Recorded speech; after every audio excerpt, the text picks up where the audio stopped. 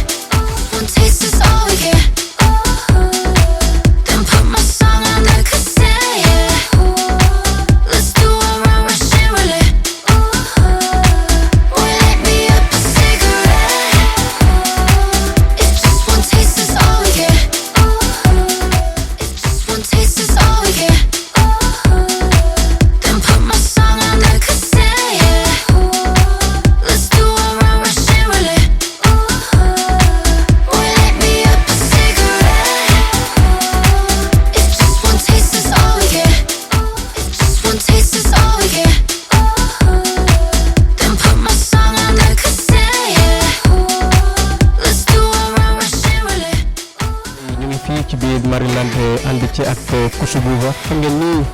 suñu émission yeesal su sport mooy émission bi nga xam ne dinañu waxtaanee lu jëm ci sport waaye dinañu waxtaanee aussi li jëm ci wàllum santé mentale. yéen ñi nga xam ni bu ngeen def fitness waaye xamu leen fan mooy endroit bu baax bi waaye maa ngi leen di conseiller ngeen ñëw fii ci Maryland ngeen ñëw coach Bouba mu ngi fii mën na leen jox ay cours yi am solo donc noonu la ñuy continuer aussi séance bi. Vous allez vivre l'ambiance avec nous dans la salle. waaw coach bi baa ngi noonu di expliquer coach bi mu ngi expliquer nit ñi nan la ñuy defee séance bi dañuy ànd ak moom jël quelques réactions.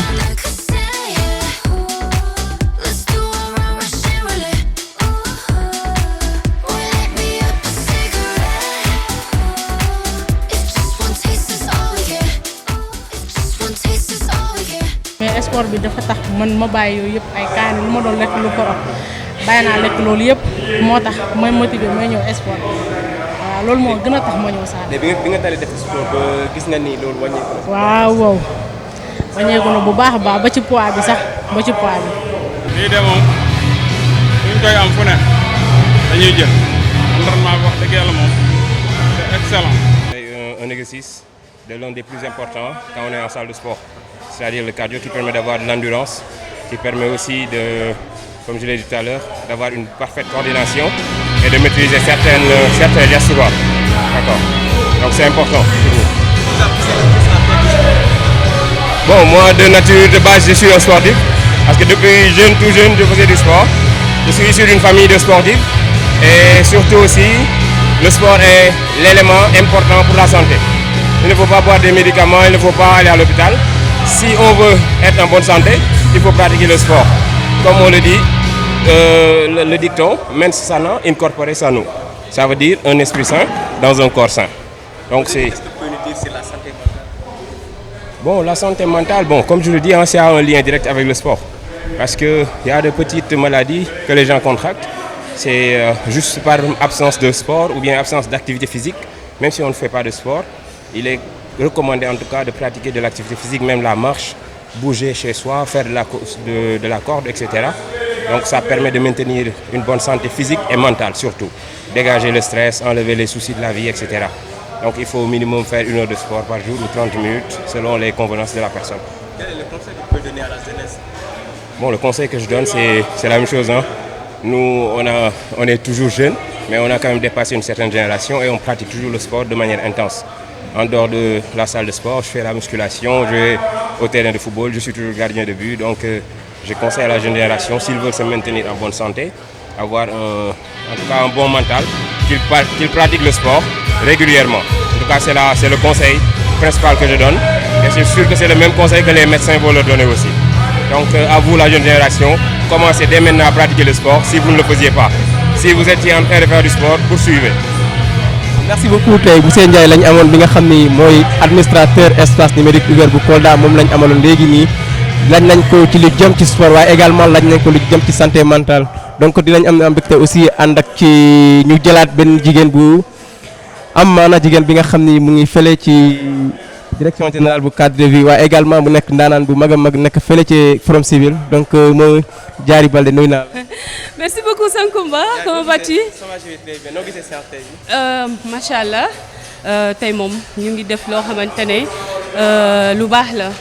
parce que coach Bouba il nous donne des séances de travail ci côté sport loo xamante ne tey vraiment daf ñuy jàppale pour suñu wergu yaram parce que daf ñuy woon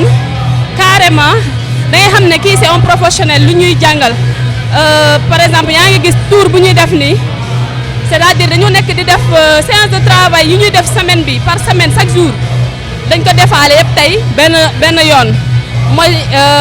mun nañu def gym ba pare ñu def benn séance mais tey dafa nekk séance yëpp lay boole pour mu permettre ñu gën a amaat assise ñu gën a comment dirais-je mun a am cardio tout ça parce que moi au début avant que je commençais le sport dama amoon problème de respiration.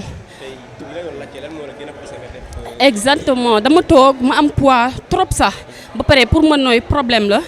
donc ma xam ne fii moom il faut que ma def sport mais balaa ma def sport dama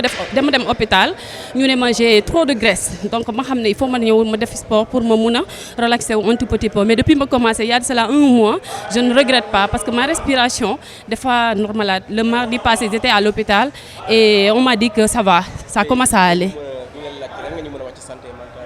Santé mentale dafa nekk loo xamante ne dañ ko xaw a négliger ci suñu société alors que c'est quelque chose bi nga xamante ne mu ngi fii dañ koy bañ rek mais mu ngi fii yow mii ki nga xamante ne sax des fois da nga jàpp sa bopp tu es bien parfois tu te dis avec le stress avec tout ce qui se passe autour de toi que parfois yow da ngay toog di waxantu donc cela veut dire que bon je ne dis pas que ñi am problème santé mentale dañuy waxantu non. mais yow mii di jàpp sa bopp sax da ngaa wér boo xoolee ba ci biir da nga war a xam ne ça ne va pas au fait. Quel est le message que tu vas lancer à la jeunesse ou bien ñi nga xam ne ñu ngi wala ñoo xam ne ñu ngi seen kër yi di am ndax stress loolu di ko. Sankumba trop d'ambition baaxul trop d'ambition ba mu ëpp baaxul parce que sa mentalité bi xaw ma sa mental bi du ko mën a atteindre carrément donc nit ñi dañu man tey li ma war a wax jeunesse bi. nañu def sport ñu boole ko ak seen liggéey ñuy dem di consulter wu aussi pour vraiment ñu bàyyi xel en tout cas ci seen wérgu yaram bu baax a baax parce que stress baaxul donc ñàkk def sport tamit baaxul parce que yaram bi bopp bi lépp c'est lié donc aujourd'hui si par exemple toog nga analyser tu as trop d'activités li nga war a def mooy nga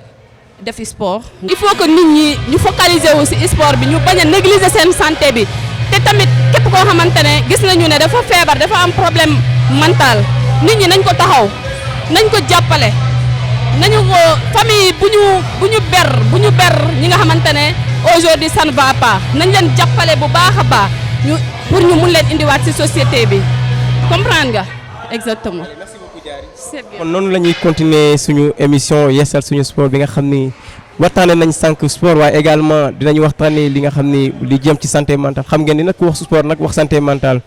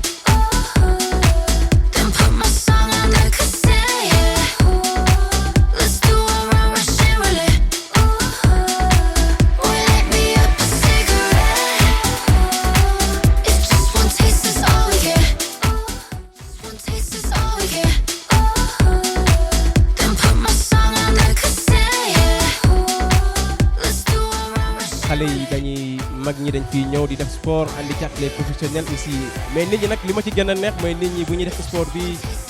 dañ ci ànd ak mbégte bu rëy a rëy parce que dañ koy def am envie lool donc lii mooy sport daf lay permettre nga mën a def sa sport waaye li nga xam ne dina permettre aussi nit ki nga mën a garder sa forme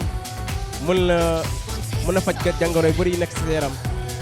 waa coach bi baa ngi noonu di expliquer coach bi mu ngi expliquer nit ñi nan la ñuy defee séance yi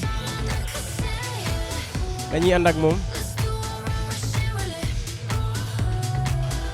donc comme ni ñu leen ko waxee rek ñu ngi fii ci complexe Maryland andi ci ak coach Bouba ci seen émission yeesal suñu sport su ngeen ko déggee nag dinañu waxtaanee lu jëm ci sport waaye également ñu waxtaanee li nga xam ni lu jëm ci lu santé mentale donc tey moo tax tey ñu doxantu fii ci Maryland andi ci ak coach Bouba.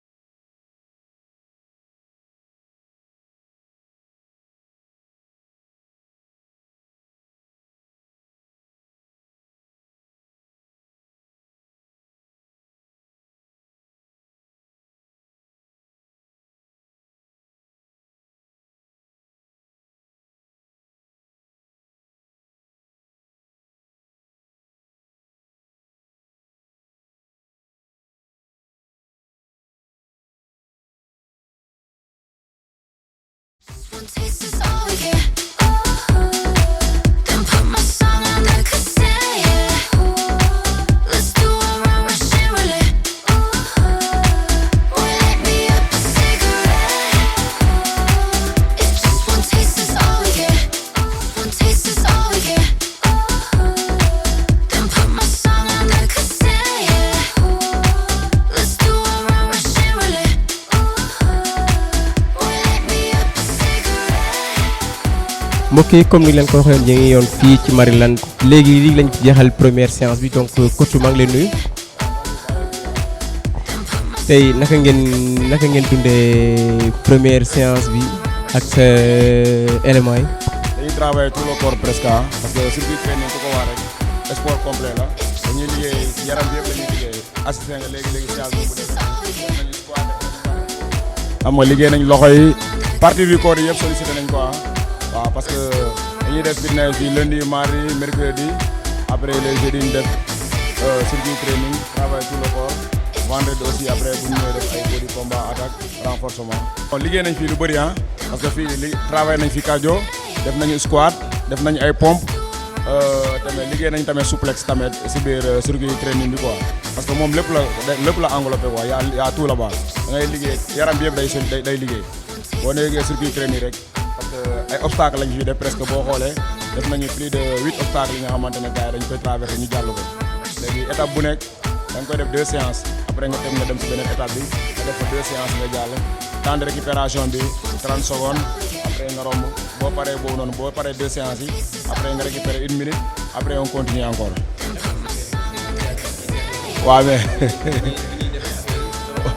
waaw mais gis nga noonu la fay demee circuit training moom dafa mel ni gars yi moom la ñu gën a préféré quoi parce que boo koy def da ngay gën a sawar quoi da ngay gën a sawar ambiance bi ak bruit bi ni xam nga après doo bàyyi xel si li ngay def boo demee pare boo terminé entraînement bi carrément si ngay doog xam ne man maa yoon liggéey ndekete quoi waaw mais boo si nekkee si tàng-tàng bi doo ko teel a sentir quoi mais boo demee fur et à mesure xam nga buy waaj a jeex après si lay gën a sentir kii bi quoi si ngay gën a sentir séance bi quoi njëriñam bi quoi. lan lañ mën a xaar lan lañ mën a xaaral ni wala dafa am séance yi des ñu war a def tamit. bon presque circuit bi boo xoolee étape yi ñu fi jàll yëpp séance la quoi moom séance complet la maanaam daal journée bi moo tax nga séance d'entraînement bi léegi dañuy ñëw def renforcement abdominaux yi moom moo ñu dese avec ak étirement yi quoi léegi moom moo ñu dese parce que boo defee circuit bi rek d'abord boo jàllee lépp presque motal nga séance bi quoi séance bi c'est complet léegi nag après da ngay def renforcement abdominaux yi après étirement séance bi mu jeex waaw. fii nii ñan ñoo fi gën a bëri professionnels yi wala ñi nga xam ni dañuy am feebar ñoo fi gën a bëri ci ñi di def sport fii. bon fii à tout le monde ah fii lépp a ngi fii nii ah parce que comme ni ma la ko waxee rek fii hôpital la waaw ku nekk ak sa objectif di nga gis comme ni ma la ki nga xamante ne dafa toog stress bi sonal ko kenn ki nga xamante ne dafa bëgg def remise de forme xam nga wala keneen gi sentir na heure bi ni yaramam baaxul wala cardio bi baaxatul soit lu mu toog lu yàgg deful sport affaire du genre yooyu noonu léegi bu ñëwee salle dina mën a travailler yooyu noonu comprendre nga parce que fii à tout ñi nga xamante ne sax dañuy am problème appétit sax pour ñu lekk problème la wala ngay dégg nit ki naan la man du ma mën a nelaw guddi dama am insomnie du ma mën a nelaw guddi mais fii boo fi entraîné boo ñibbee boo sàngee di nga sentir ni da nga def liggéey bi am solo waaye tey gis nañ ni nit ñi fii nii comme ni ma la ko waxee sànq ambiance bi macha allah nit ñi cawarte bu bëri lañ ciy àndal nit ñi bëgg nañ li ngeen di def moo tax ma ne la sànq c'est quoi le secret de coach Bouba. bon secret bi dara lu dul dem jàng xam-xam rek parce que lii nii li ñuy def ñëpp li ñuy jàng la parce que foruñu ko si mbedd yi comme ça la nii wala dans les réseaux sociaux comme ça la dañ ko jàng doon li nga xamante ne tey jii ni fierté la parce que comme ni ma ko yàgg waxee rek fii y a rien de diable ici lépp loo mën di gis rek da ngay dem nga dem jàng ko nga am si expérience nga am si ay mandat li firndeel que ne lii nii tu es qualifié à faire ça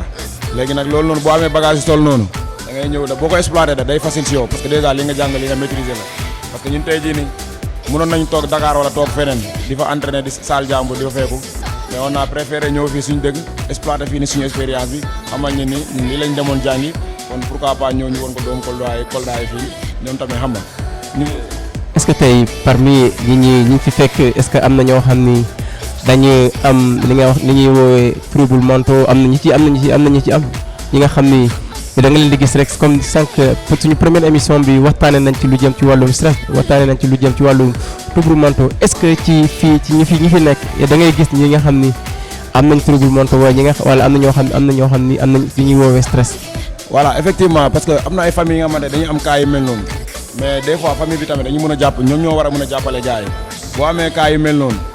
bu ko isolé wala maanaam bu ko isolé pourquoi pas nga jàpp même bu sa doom la nga téye ko loolu bi nga ne xaaratee ma yóbbu ko saal nga xamante ñu ne dañu fay daje nga yóbbu leen foofu noonu le fait que muy dem si ñin ni mu xam ne moom kenn exclure quoi bokk na si ñin ni loolu mun na ko guider si lu bëri jàppale ko parce que fii nii des fois xam nga dañu naan sport maanaam daal c'est l'intelligence en mouvement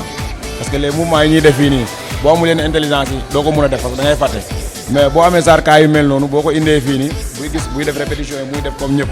loolu nag mën na ko jàppale xam nga mu mën a revenir si société bi mu xam ne man kenn exclure ma si laa bokk parce que ñooñu noonu si ñun la ñu bokk kenn warul leen exclure te sport exclureul kenn n'importe qui mun na ko def sa médecin bu la autorisé war nga mën a def sport rek amul cas exception quoi ku ne am na fi place am quoi waaw exclure kenn. léegi fii am na ñoo xam ne dañ fiy bëgg di ñëw tey wala inscription yi nan lay demee parce que ku gis salle bi macha allah. li bagage yi fi nekk macha allah c'est des bagages de dernière génération donc ñi nga xam ni dañ fiy bëgg a ñëw def fitness nan lay demee. voilà fii moom macha allah avant tout d'abord dañuy remercier ñu initier lu mel nii parce que Kolda lii nii dañ ko yàgg jooy fii nii parce que auparavant da nga doon ñëw Kolda pour nga gis salle yu mel nii c'était tout à fait problème da nga doon am gan sax bu ñëwee fii doo xam sax foo koy yóbbu kon tey jii nii yàlla bu ñu mayee wërsëg ñu am ay Kolda yi ñu defaral lu mel nii comme. Abdourahmane Baldé ki nga xamante ne moom moo defar lu mel ni pour Kolda yi te on n'est pas amuñu complexe kenn fii Sadio Mané bu ñëwee mun na fi entraîner waaw boo fi indee Bombardier wala Balla Gaye 2 bu ñëwee mun na fi entraîner Ama Baldé ainsi de suite athlète boo fi munti andi rek mun na fi ñëw entraîner sans problème parce que matériels yi fi nekk yëpp c'est des matériels dernière génération salle bi nii sax am na ay régions yi nga may nag boo fa demee doo ko gis foofu noonu parce que lépp lu ñuy wër si salle muy fii nii parce que ñun gis nañu salle yi nekk si régions yi mais matériel yi fi nekk lépp c'est ok te sportif bu fi munti ñëw rek mun na fi entraîner sans problème lii dañ koy saluer parce que lii bu amee ñaar ñetti biir Kolda vacances amul sonal sax boobu nga naan da ngay dem feneen di affaire du genre wala nga am compétition nga war a préparer compétition nga naan da ngay génn dem hivernal feneen parce que ici y a tout là ici lépp mu ngi fii nii. peut-être que dina am ñi nga xam ne dañuy bëgg di ñëw waaye est-ce que tamit seen cotisation yi wala seen mensualité bi seerul aussi pour ñi nga xam ne dañ fiy bëgg a ñëw. fii maanaam tane na quoi méttiwul quoi par rapport yeneen régions yi parce que boo gisee salle bu yàng bu mel ni ñu naan la entrée bi c'est à 1000 francs xam nga loolu moom méttiwul par exemple bu fekkee da ngay def fitness abonnement bi c'est à 15 000 francs xam nga loolu ndimbal njaboot mënul weesu loolu noonu parce que ñun tey jii nii boo génnoon dem si yeneen salle yi fee ne boo amul 2000 wala 3000 doo dugg te fii nii waa ji da ko yombalal ñëpp maanaam képp ku fi ñëw rek mun nga fi ñëw entraîner 1000 francs wala 2000 wala 4000 francs li ngay entraîner semaine bii parce que li ngay def noonu sa yaram lay dem sandiwoo ko si nen imagine li nga war a dem jënd ordonnance nga ñëw indi ko fii nii moins cher nga ñëw fii si nga inscrire ngay entraîner néew ñu la doo feebar de waaye doo gaaw a feebar quoi parce que déjà fii ñëpp a ngi fi médecin yaa ngi fii autorité yaa ngi fii nii xam nga lépp ñu fii nii. parce que sànq ci bu ñuy def émission bi gis naa fii ki ci mel ni monsieur Ndiaye bi nga xam ni mooy administrateur mooy Enobo Kolda waaye gis naa aussi jigéen bu mel ni Diary Balde bi nga amoon tamit nga xam ni responsable la fële ci Forum Civil donc loolu noonu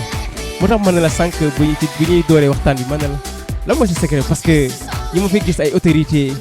ay ndaanaan ay kàngam yi nga xam ne yaa ngi leen di boole ci benn salle di def ak ñoom sport moo tax sànq ma laaj ne lan mooy sa secret. secret bi nekkul dara lu dul xam nga def parce que fii ñëpp dañuy pratiquer ñëpp dañ siy nekk lépp loo mun di def rek da nga koy teg si professionnalisme boo ko tegee professionnalisme képp kuy ñëw di fi entraîner rek day xam ne fii nii gis naa sama bopp parce que tey bu ñu ñëwoon bu ñu gisul seen bopp si séance yi rek xëy na fii moom baaxul si man quoi parce que gisuma si sama bopp quoi mais boo entraîner nga teg ko si professionnalisme ku nekk mu gis si boppam day xam ne waaw fii moom baax na macha allah quoi fii dem fii nga ko nii te en plus lii seen wér-gu-yaram lay dem parce que fii boo fi gisee gars yi taamu fii di ñëw fii nii parce que defuñu ko pour nen wala sànniñu Sénégal wala juste dañoo ñëw pour rencontrer ñun nii dañuy ñëw liggéey seen yaram bi xam nga yokk seen wér-gu-yaram nekk am bon santé nekk xam nga mental faire quoi boo fi ñëwee moom macha allah. ok comme ni leen ko waxee woon ñu ngi woon fii ci Maryland avec seen émission seen émission yeesal suñu sport ànd ceeg ak la télé bi nga xam ni mooy porté baatu ndaw ñi waaye également di porté baatu jeunesse su Sénégal waaye également di porté baatu ndaw Kolda donc tey nag dañu amoon mbégte andi ci ak coach Bouba pour assister ci séance bi nga xam ni mooy suñu séance bi njëkk ak moom donc andi ci avec toute la rédaction andi ci ak ku ci mel ni Bintou Samb waaye également andi ci ak Sabad le pro ñoom ñi nga xam ni ñoo jàppoon ci image yi waaye également jàppoon ci image yi su baaxee rek parce que am na ñoo xam ni dañuy nekk ci ginnaaw caméra yi kenn du leen gis waaye saa yi vidéo yi rafetee rek ngeen xam ni ñoom la